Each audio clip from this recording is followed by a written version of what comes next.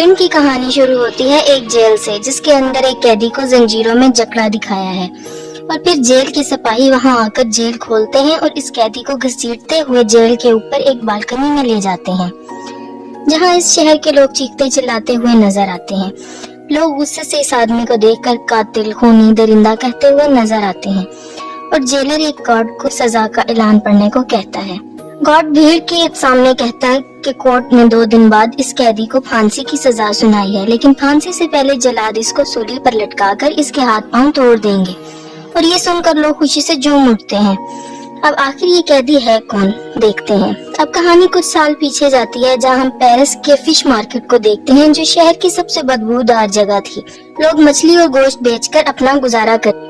یہاں ہم ایک مچھلی بیچنے والی عورت کو دیکھتے ہیں جس کا بچہ پیدا ہوتا ہے اور وہ مرا ہوا ہوتا ہے، اور اس عورت کے پہلے بھی 4 بچے ایسے پیدا ہو چکے تھے، اور وہ بچے کو پاؤں مار کر اسے سڑی ہوئی مچھلیوں کے ساتھ ندی میں پھینک دیتی ہے، لیکن اس دفعہ اس نے زندہ بچہ پیدا کیا تھا اور وہ اسے بھی پھینک دیتی ہے، یہی سمجھ کر کہ وہ بھی مرا ہوا ہے۔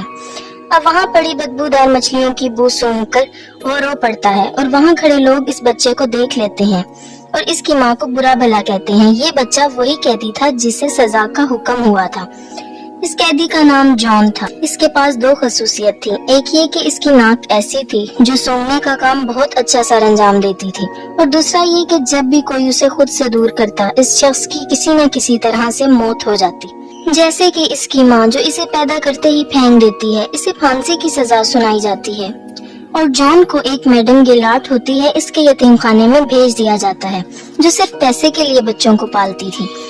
لیکن یتیم خانے میں کچھ بچوں کو ڈر ہوتا ہے کہ ان کی جگہ نہ چھن جائے، وہ جان کو مارتے ہیں، لیکن گیلاٹ درمیان میں آ کر انہیں بچا لیتی ہے اور ان بچوں کو مارتی ہے، اور یتیم خانے میں کچھ مشکل حالات دیکھنے کے بعد جان 5 سال تک بول نہیں پاتا، مگر وہ سونگ کر ہر چیز کا پتہ لگا لیا کرتا ہے۔ اب 13 سال کی عمر میں یتیم خانے میں جگہ نہ ہونے کی وجہ سے گیلاٹ اسے جانوروں کی کھالیں لینے والے آدمی کو بیچ دیتی ہے۔ جیسے ہی جان وہاں سے جاتا ہے، کچھ چور گیلاٹ کو مار کر اس کے سارے پیسے چرا لیتے ہیں۔ اب وہ شخص جس کو جان بیچا گیا ہوتا ہے، وہ جان سے بہت سخت کام لیتا ہے، اور وہ اسے ایک دفعہ شہر بھی لے جاتا ہے، جہاں جان پہلی دفعہ بدبو کے علاوہ بھی کچھ اچھی دنیا اور خوشبو کا مزہ لیتا ہے۔ جان سامان چھوڑنے کے بعد ایک دکان کو دیکھتا ہے جو پرفیوم شاپ ہوتی ہے، اور وہ اس کی طرف کھینچا چلا جاتا ہے۔ وہ ایک دکاندار کو ایک پرفیوم اٹھائے دیکھتا ہے جو بہت ہی فیمس پرفیوم تھا، اور اسی دوران اسے ایک اور خوشبو کا احساس بھی ہوتا ہے جو ایک پھل بیچنے والی لڑکی سے آ رہی تھی۔ وہ اس کی طرف کھینچا چلا جاتا ہے۔ وہ لڑکی اسے بھوکا سمجھ کر کچھ پھل دیتی ہے، اور وہ اس کا ہاتھ پکڑ لیتا ہے، جسے دیکھ کر وہ ڈر جاتی ہے اور بھاگ جاتی ہے۔ اب جان اپنی سونگنے کی ایبلٹی سے اسے ڈھونڈ لیتا ہے اور اس کے پیچھے جا کر بیٹھ جاتا ہے۔ لڑکی کو لگتا ہے کہ کوئی ہے اس کے پیچھے، اور وہ ڈر کے مارے چیختی ہے، تو جان اس کا منہ دبا لیتا ہے اور لوگوں کے ڈر سے دبائے رکھتا ہے کہ لوگ اکٹھے نہ ہو جائیں، اور جیسے ہی لوگ جاتے ہیں اور وہ لڑکی کے منہ سے ہاتھ ہٹاتا ہے تو وہ مر جاتی ہے، اور اس کی خوشبو آہستہ آہستہ ختم ہو جاتی ہے، اور جان حیران رہ جاتا ہے کہ خوشبو کہاں گئی۔ اب ایک اور کریکٹر کی بات کرتے ہیں جو پیرس کا بہت ہی مشہور پرفیومر تھا، اور شہر میں نئے پرفیومرز کے آنے کے بعد اس کا کام کم ہو چکا تھا، اور وہ دوسرے پرفیومرز کی کاپی کیا کرتا تھا۔ اور اسی شام جان بکری کی کھال کی ڈیلیوری کے سلسلے میں اس کی شاپ میں جاتا ہے، اور وہاں طرح طرح کے پرفیوم دیکھتا ہے۔ وہ بالدینی کے جسم سے آ رہی خوشبو کو سونگھ کر کہتا ہے کہ وہ اس کے لیے ویسا پرفیوم بنا سکتا ہے، اور بالدینی اس کا مذاق اڑاتا ہے اور جان اسے اپنی ایبلٹی کی پاور کا بتاتا ہے۔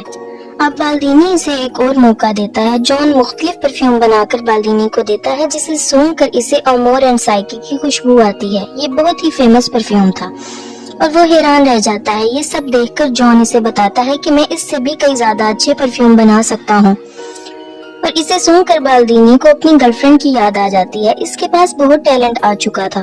اب جان کو وہ گریمل سے خرید لیتا ہے۔ اب اسی رات گریمل شراب کے نشے میں ندی میں گر کر مر جاتا ہے۔ جان کی وجہ سے بالدینی اور اس کے پرفیوم پورے پیرس میں مشہور ہو چکے ہوتے ہیں، اور وہ جان کو اپنے پرفیوم بنانے کے طریقے سکھاتا ہے۔ وہ جان کو بتاتا ہے کہ ہر پرفیوم کے 3 سیٹ ہوتے ہیں، ہر سیٹ کے 4 الگ الگ خوشبوئیں ہوتی ہیں، یعنی کہ ٹوٹل 12، اور 12 خوشبوؤں کو انسان آرام سے پہچان سکتا ہے۔ اس سے ہٹ کر اگر 13ویں خوشبو کوئی بنا لے تو دنیا کا کوئی شخص اس پرفیوم کا توڑ نہیں نکال سکتا۔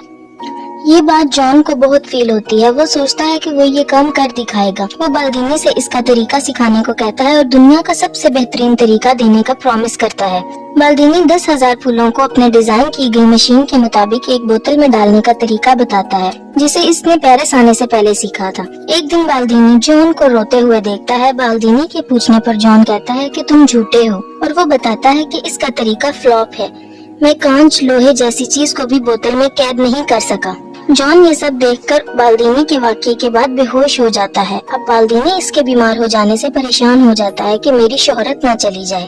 جان بالدینی سے اور کئی نئے طریقوں کے بارے میں پوچھتا ہے. بالدینی اسے جانوروں کے جسم کی چربی سے خوشبو نکالنے کا طریقہ بتاتا ہے اور اسے گراس جانے کا حکم دیتا ہے اور بدلے میں اس سے 1000 فارمولاز لیتا ہے. بالدینی اسے وہاں سے بھیج دیتا ہے. اب جان گراس میں جا کر کام سیکھتا ہے اور جان کے جاتے ہی اس کا گھر ٹوٹ جاتا ہے جس سے بالدینی کی موت ہو جاتی ہے. گراس جاتے ہوئے جان کو پہلی بار آزادی کا احساس ہوتا ہے. وہ کسی کا غلام نہیں تھا, اپنے فیصلے خود لے سکتا تھا. اب گراس جانے کے 2 راستے ہوتے ہیں, ایک گاؤں سے جاتا ہے اور دوسرا پہاڑوں سے. اب وہ پہاڑ سے جانا شروع کر دیتا ہے. راستے میں اسے ایک غار ملتا ہے جہاں وہ آرام کے لیے رک جاتا ہے. وہ وہاں سکون سے سو جاتا ہے اور کئی دن وہاں گزارتا ہے. ایک دن اسے وہی پھل والی لڑکی کا خواب آتا ہے. جان گھبرا کر اٹھ جاتا ہے اور اپنے جسم کو سونگنے لگتا ہے لیکن اسے کوئی خوشبو کا احساس نہیں ہوتا. اب وہ باہر بارش میں جا کر نہاتا ہے, تب اسے احساس ہوتا ہے کہ اس کی اپنی کوئی خوشبو نہیں ہے. اگلی صبح ہوتے ہی وہ گراس پر روانہ ہو جاتا ہے اور راستے میں اسے وہی خوشبو آتی ہے جو اسے پھلوں والی لڑکی سے آئی تھی. وہ دیکھتا ہے کہ ایک بہت پیاری لڑکی ایک بگی سے اترتی ہوئی نظر آتی ہے جسے دیکھ کر وہ اس کا پیچھا کرتا ہے اور گراس میں آ جاتا ہے. اس لڑکی کا پیچھا کرتے وہ ایک محل میں داخل ہوتا ہے جو وہاں کے امیر شخص ریچز کا ہوتا ہے اور وہ خوبصورت لڑکی لورا اس کی بیٹی ہوتی ہے جو پورے گراس شہر میں سب سے خوبصورت لڑکی تھی. گراس میں جان ایک عورت کے انڈر کام کرتا ہے. اس عورت کا شوہر جان پہ پوری نظر رکھتا ہے. جان ان کے پاس رہتے ہوئے جانوروں کی چربی سے خوشبو نکالنے کے 2 نئے طریقے سیکھتا ہے اور پہلے طریقے کا استعمال وہ اپنے ساتھ کام کرنے والی لڑکی پہ کرتا ہے جس میں وہ اس لڑکی کے ڈیڈ باڈی کو ایک بڑے ٹینک میں جانوروں کی چربی کے ساتھ ابالتا ہے, مگر وہ کامیاب نہیں ہو سکتا. اور دوسرے طریقے کے لیے وہ ایک طوائف کو پکڑتا ہے اور جس میں وہ جانوروں کی چربی کا استعمال ایک کپڑے پر لیپ لگا کر کرتا ہے.